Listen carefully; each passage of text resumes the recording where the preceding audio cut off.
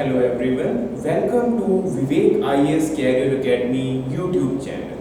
Topic for today's discussion is once again from Science and Tech section. Amid all this gloom and quest for searching the ideal vaccine or treatment for COVID-19 is getting more and more murkier. Yes, in Russia human trials have been successful and other countries are also in fray, but still we are far from any major breakthrough. So, but somehow there is another disease where we have finally achieved some breakthrough in case of India, and because we have been dependent upon vaccine for this disease from foreign countries, so Indianization of technology, which is a major topic from Science and Tech in case of your mains as well as pre, is suddenly an active one.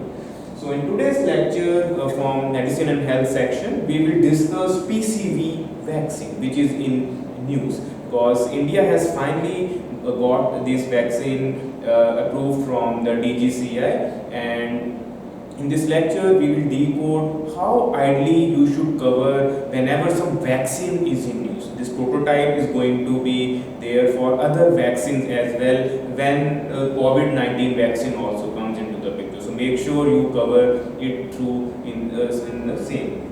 So first of all, what this acronym is. Whenever some vaccine is given an acronym, the first step is to decode the terminology. Like in case of MIP vaccine, which was Mycobacterium indicus prani, which was for Mycobacterium species like for the leprosy and TB. So in same case, the P is for a microorganism species pneumococcal. Then there is a polysaccharide word, and then the C word stands for conjugated vaccine. So this such technical name from general point of view is not to be memorized, but still it will be great if you could link this pneumococcal with the pneumonia disease, because this is the basic understanding. The example might try to confuse you with some other diseases like psoriasis or some other disease which starts with the P alphabet. So once again, I have written it pneumococcal conjugated vaccine. Now, the organization which was behind this breakthrough, you should ideally cover that as well. So, in this case, it is SII, Serum Institute of India. So, it's a Pune based firm which has manufactured this, and the clinical trials, all three stages were passed in India as well as Gambia. So, there are two countries where these three stages were carried out and they were successful. So when considerable testing has been done and results are promising, finally DGCI, which works under Health Ministry, has given its go-ahead that you can manufacture it, commercialize it. So it's DGCI, we all know, is for Drug Controller General of India. So whenever some drug is to be approved for mass scale production, it has to go through this route. Otherwise, it cannot be produced or commercialized. So this is once again the organization part. We should be careful because this organization will be in news once the COVID-19 vaccine comes into the picture. Now, this is the science part, that what kind of immunity it is likely to provide, because in basic biology you will study that there are two types of immunity. There is active immunity and there is passive immunity. Active immunity is when your own immune system gets activated and produces antibodies against the antigen, because in such vaccines we weaken the strain of the positive agent and introduce in the body. Our immune system recognizes it and produces antibody against it. So basically this type of mode is a really successful one, and it helps in countering the infectious agent, and this is immunity which is comparatively long lasting as well as more effective against immunization. However, in individuals who are immunocompromised, their immune system is not functioning to the optimum. In those cases, sometimes ready-made antibodies are transferred to the body. And that's what we call the passive immunity. So make sure this basic topic of immunity, what type of cells are active, what are basic types, because such terms can be asked. And if you are preparing for PCS examination, then you must prepare this topic from mains perspective as well. Last PCS there was a question on such immunities as well, and this topic is straight away given in mains syllabus in paper 4. There are types of immunities and vaccinations. So make sure you cover this if you are preparing for PCS. And in UPSC, in mains, their chances are quite less. Then the mode of administration, just like in polio vaccine we see there is oral administration, there are vaccine in which we are giving intravenous as well, like some drugs.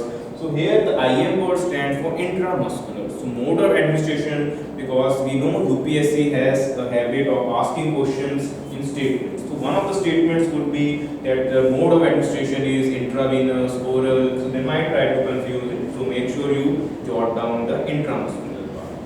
Now the next part is once again the science part. You should be familiar with the infectious agent, because that's how you have to cover it.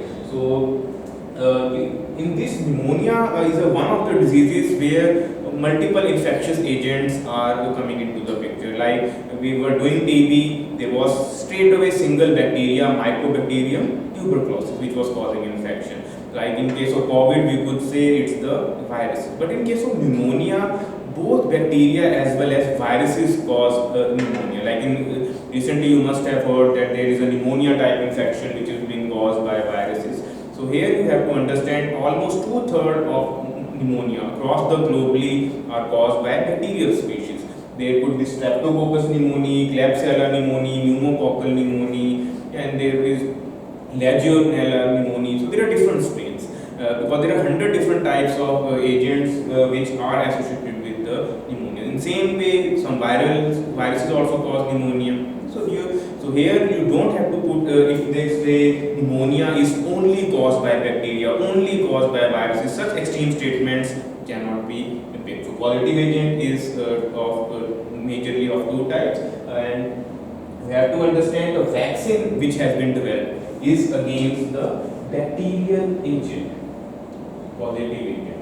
So it's not that this vaccine is going to be effective in case of viruses. It will be only effective if the positive agent happens to be Streptococcus pneumoniae, which is one of the most common bacteria which causes pneumonia.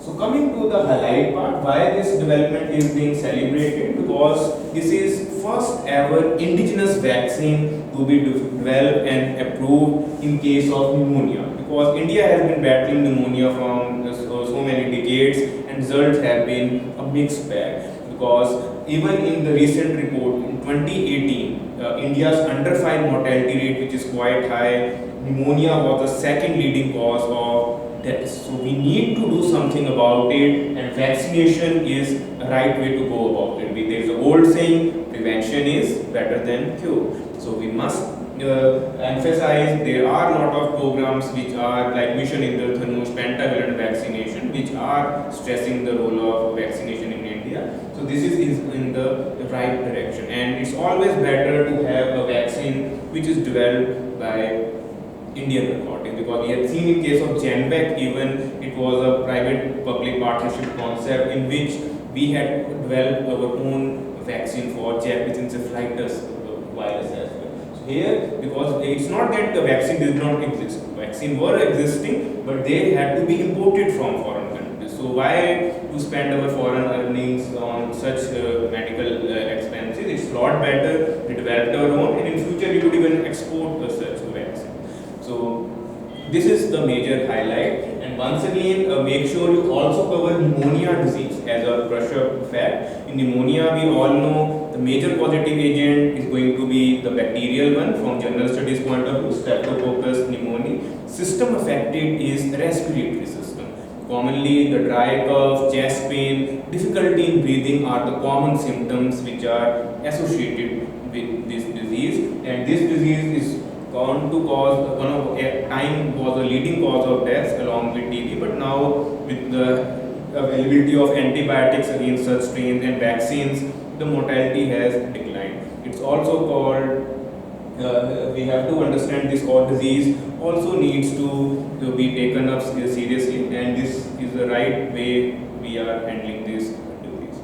So this is what you had to cover in case of the PCV vaccine. It's an important health milestone which you could quote in case of positive achievements on this year, and hopefully the main vaccine which we are all hoping develops will be out soon, and there will be a specific lecture on similar lines on covering. So if you have any specific doubts, you can ask in the comment section. I will try to address them. I hope this overall session on vaccine in news was useful to you. We'll be back soon with another current affair topic which will be in news. Thank you for tuning in.